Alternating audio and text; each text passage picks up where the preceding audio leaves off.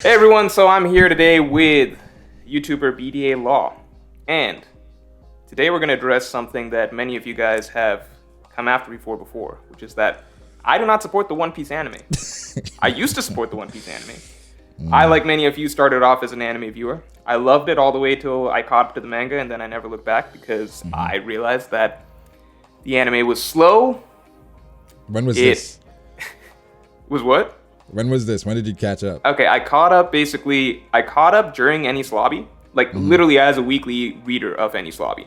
Yeah. So, or weekly viewer of Enies Lobby. And back then it was hard to catch the episodes. I don't know if you remember this, but it was hard to find episodes online. Yeah, it was like Watch One Piece Get or something. It was like some random it was weird place. stuff. Or you could even find stuff on YouTube back then before, I don't know. YouTube. It was like some random sites, some sketchy sites. Yes. You had to watch the One Piece. It was always anime. sketchy. It was just sketchy stuff. And like it was always like sometimes I'd find the episode, but it's in like German subtibtles, stuff like that would happen. That was always frustrating. I was that like, happened a lot. Come on, man. Who are you doing this for? I guess Germans. But it was hard back in the day. So I caught up in Enies Lobby. The fights had started. And I kind of just, like, past a certain point when you just really want to get the next stuff. So I started, like, cheating a little bit. I would skip ahead, read the chapters, a little far out. Because I just wanted to see how Luffy versus Lucci ended, stuff like that. Yeah. I'd go back, watch the anime episode. I did that back and forth for a little bit. And then past a certain point, I just became a weekly manga reader. And I would tell myself, I'm going to go back and watch the episodes for everything. And then I kept doing that. And then eventually I just stopped doing that. Yeah, just stop doing that. So, what's the last arc that you watched in One Piece anime? The last arc that I watched all the way through in the One Piece anime was this weird filler arc where they ran into some bounty hunters after Enies Lobby, the Don Achino family. Do you remember them? I do remember this. They've got a guy who had Oven's Devil Fruit before Oven was a thing. I remember him. He was the final boss. And I was like, is this guy stronger than Ace? If Luffy beats Because I was a kid, I was just like, if Luffy beats him, is he stronger than Ace? That reminds me of the Fighting Dugong filler. When Law and Luffy, they had their devil fruits taken away. I don't know if you remember that one. Yeah. And they were actually fighting without devil fruits, and Law was keeping up with Luffy. I was like, Luffy's a physical monster, and Law is keeping up with him. Like, all right, okay. Didn't Law just have his fists or something like that? Yeah, it was weird. It was weird, but it's filler anyway. Okay, so but the One Piece anime. So, do you think the anime for Enies Lobby is better than the manga? Yes, I think that the anime for Enies Lobby was better than the manga because for me, the emotional, I think if you read it like across the board, maybe the manga's more consistent, but I think like at least for me, the high points of Enies Lobby were definitely much stronger in the anime. Like I cried during Enies Lobby. Yes, I like got out of my chair during Enies Lobby, and I think a lot of that came like Luffy's jet battling actually in when he beat Lucci. That's still probably my favorite moment in anything ever. So, and really? That's in the anime. Ever. Like I felt a lot watching that basically. So I don't know.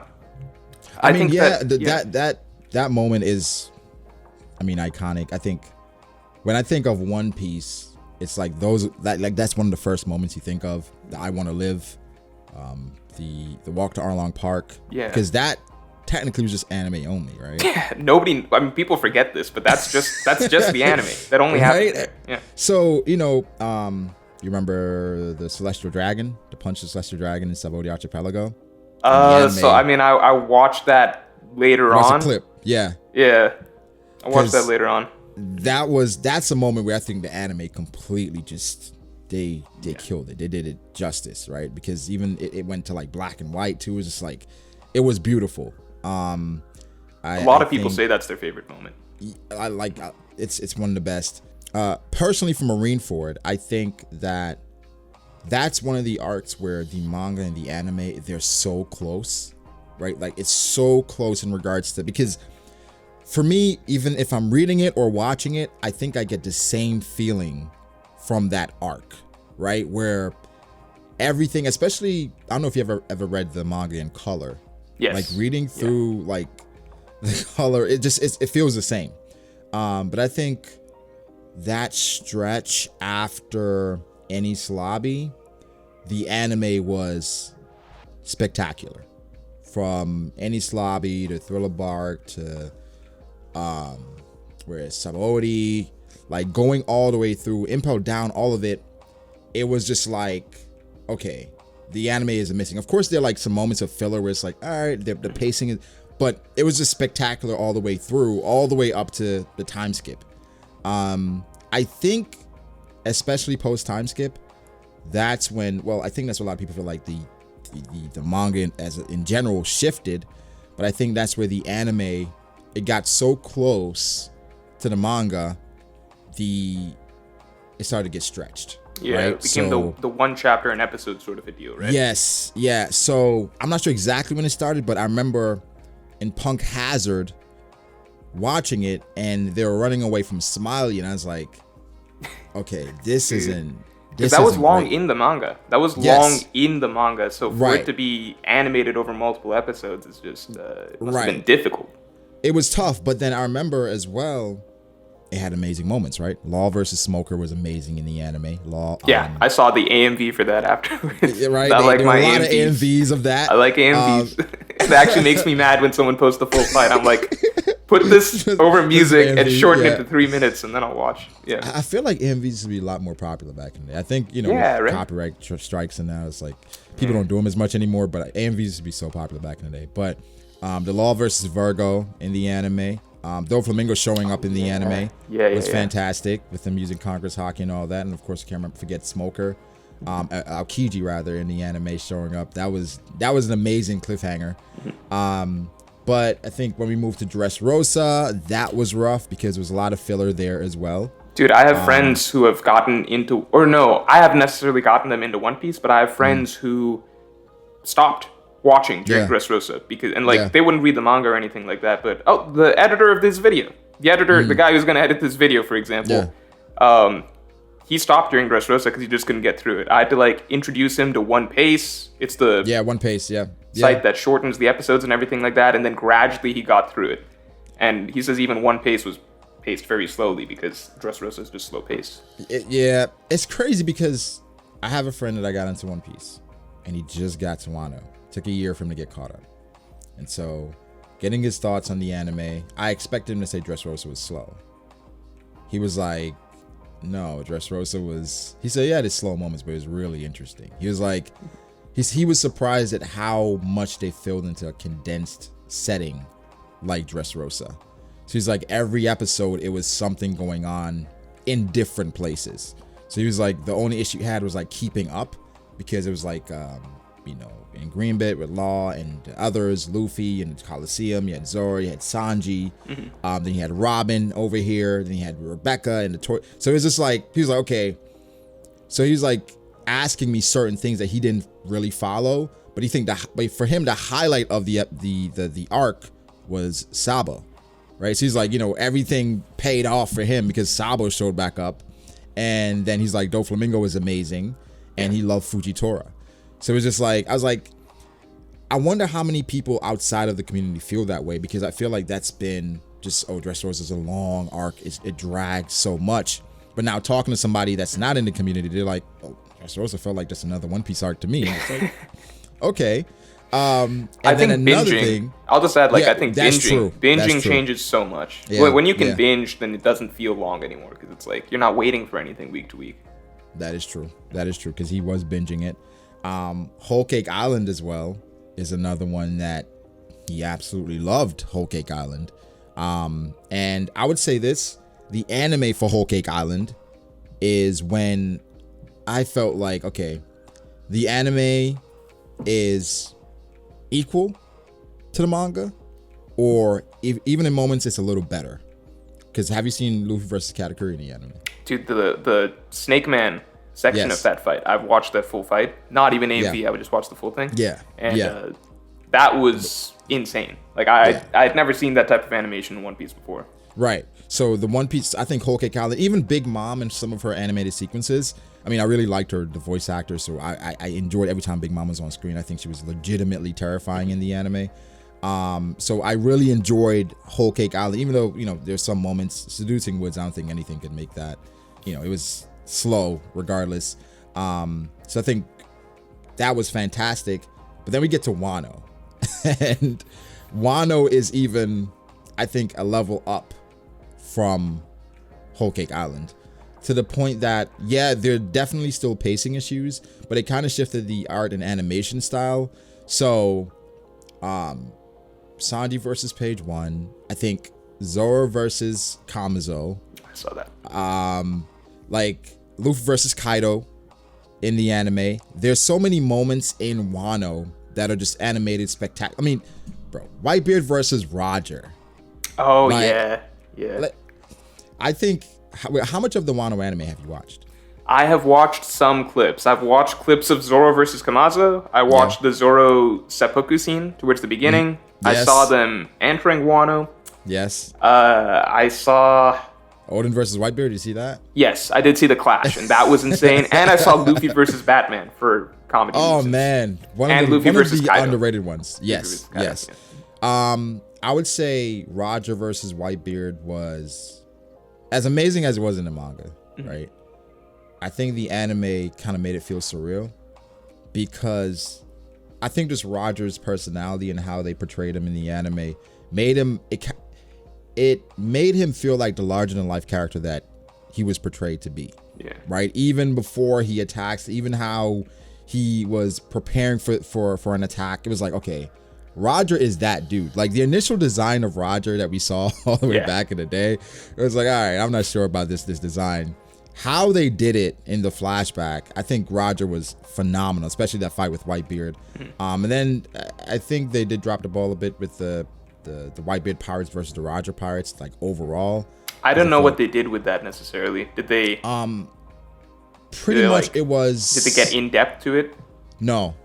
So they gave us some things like they made Rayleigh stop Marco with one finger. Oh, I did. I saw that. You saw that? Like picture going around on Twitter. Yeah, so he had just stopped Mark, and it was just like, okay, like we know Rayleigh's amazing. You didn't have to. Like, didn't have to humiliate down. Marco like that. Oh my god, like that was crazy. But what I mean, personally, what I wanted like at least a clash with him and Odin, right? I was like, you have, like I don't know, two of maybe the top 5 swordsmen ever. In One Piece. Don't call Rayleigh a swordsman. That'll get people heated. Hey, he's a hockey specialist. Have you seen him kick Kizaru? Would a swordsman do that? A fucking versatile martial artist. I was like, all right, whatever. Yeah. But it's a hybrid. Rayleigh, I was like, okay, you don't miss that opportunity for Rayleigh and Odin on opposite sides. Yeah. And you don't have them do anything. Like when you think of like other anime and manga when they're like two like imposing figures or two just legendary figures on opposite sides. Of course, you had Whitebeard and Roger. It wasn't really about Odin and Rayleigh, but it's just like you don't miss that opportunity. Yeah. And then when you saw it, what the anime added was Odin versus Scopper. Like what? Yes, What? Odin was fighting Scopper. You had Odin and Scopper seemed like they were fighting for like days. It was like they were fighting and then time was passing. And it made it seem like that was his matchup, while Rayleigh never really had one person really, you know what I'm saying? Whereas like, okay, I guess that's the anime in a way saying, okay, Rayleigh's he's on his own level with Roger. Well, okay, one sec real quick, because we're far enough into the video that people won't tune off for power scaling. So let me just ask a quick question. Ignoring what the anime showed, who you got, Rayleigh or Odin, if you got to pick one real quick? Not as a character, I'm saying like they fighter? In their prime. In their prime, they both fight. See, I go back and forth on this. But if I had to pick one, I'm going Rayleigh. Okay. Yeah, I think that's total. I think a lot of people would just go with Rayleigh, just because. Rayleigh. I have to go Rayleigh just because how strong he is in old age, I think is incredible, and more. I mean, I think it's obvious, like what Oda's trying to do with Roger and Rayleigh and Zoro and Luffy. More and more, I'm like, okay, there's a gap between Zoro and Luffy, but I don't think it's that substantial.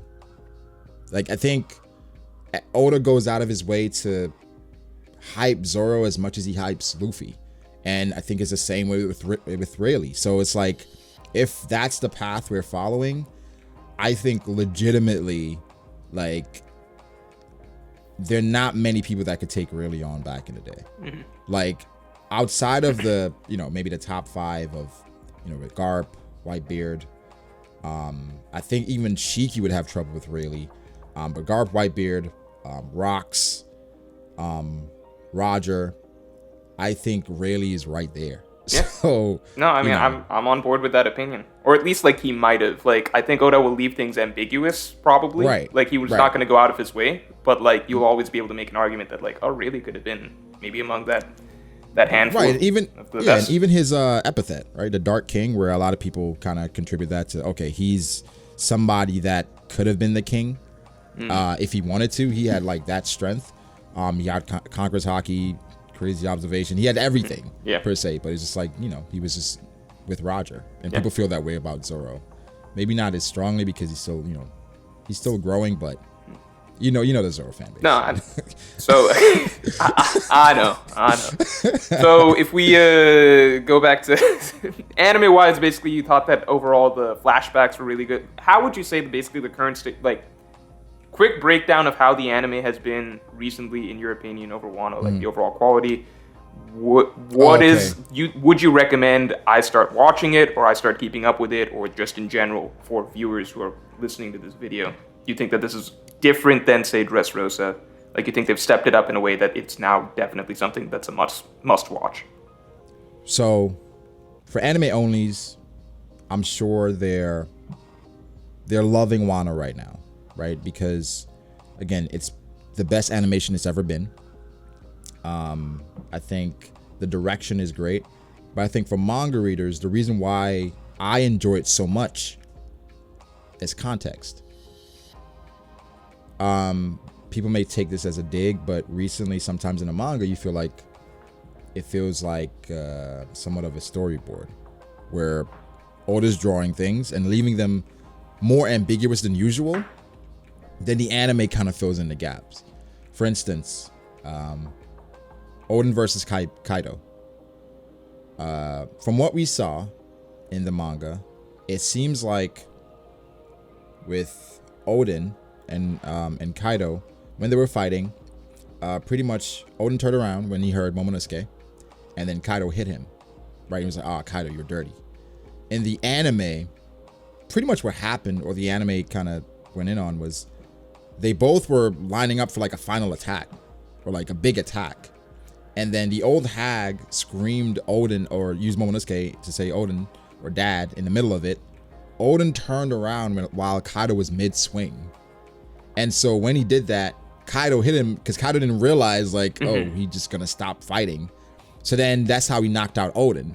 So then it completely changes, like, the view of it. And even the fight, it made it seem like Kaido had more of a chance than the manga, right? Where some people was like, oh, that's not canon. But I'm like, this makes more sense based on what we've seen from Kaido, as opposed to Kaido taking a cheap blow, even though he notices Oden isn't looking, right? So for things like that context, like we've seen the page one thing, where page one was up in the anime before the manga revealed it. Even how you're fleshing out some of the scenes in the flashback with the scabbards. I think people enjoyed the scabbards a lot more in the anime than the manga, because we're getting extended scenes, more interactions, more dialogue. So you're more connecting with these characters, as opposed to, I mean, the manga, like, I think we met Kinemon and Denjiro in one chapter, and the next chapter we met all of them. And I personally did not like that. I actually tweeted about that. That's how much. Yeah, and so in the manga, there are a lot of people that don't care about the scabbards. In the anime, of course, it's more alive. You care about these characters a lot more. And so I think that's one thing for the Wano anime. It's adding so much context, and it's creating a more vibrant atmosphere. Like even the recent episode, where it's just them in the manga, it's just them destroying the ship, which is cool. Luffy say on the sea, you fight pirates, whatever.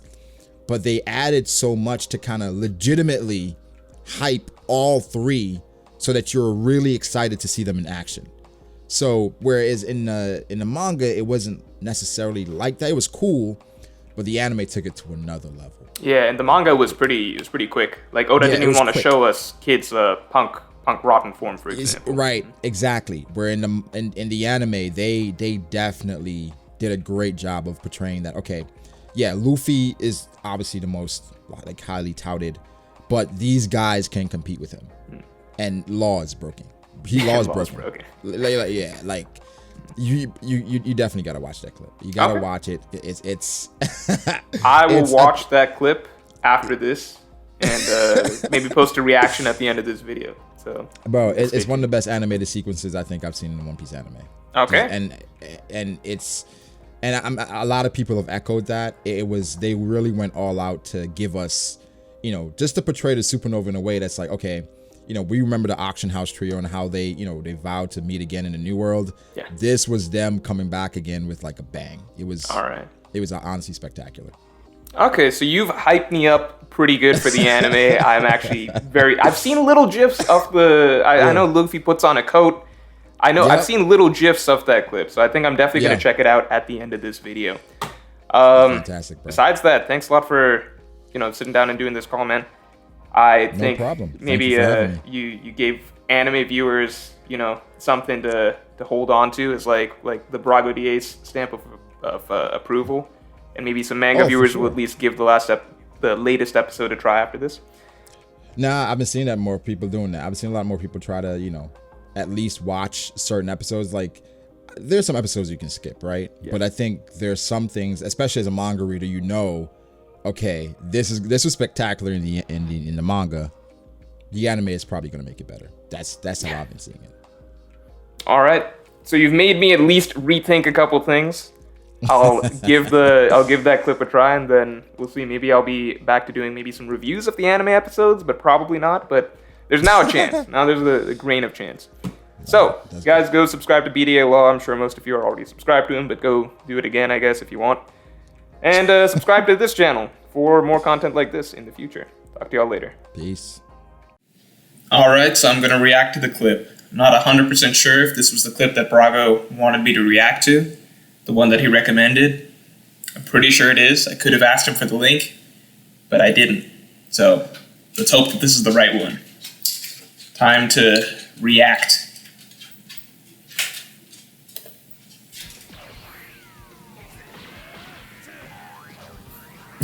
Okay, I like that. Oh! Did Law move his whole ship last time? The animation's pretty fluid. Oh, I like that. If you're running along the side of the ship as it's flipping over. No, the animation. Okay, I mean, I'll admit the animation is really, really fluid.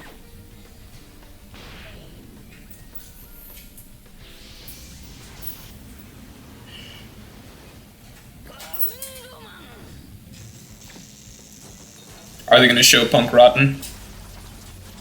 I really want to see Punk Rotten in the anime, like the full version of it. Punk Vice. Wasn't it Punk Rotten? This random fodder just got hit by one of Law's special moves.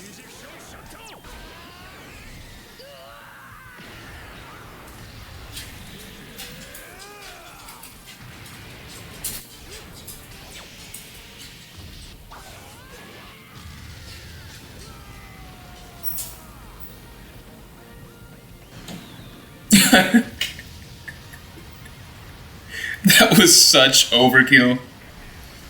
3 supernovas going all out to destroy one poor little ship. Alright, so, my thoughts. Animation was really, really good. Probably among probably the best animated clips I've seen of One Piece in general.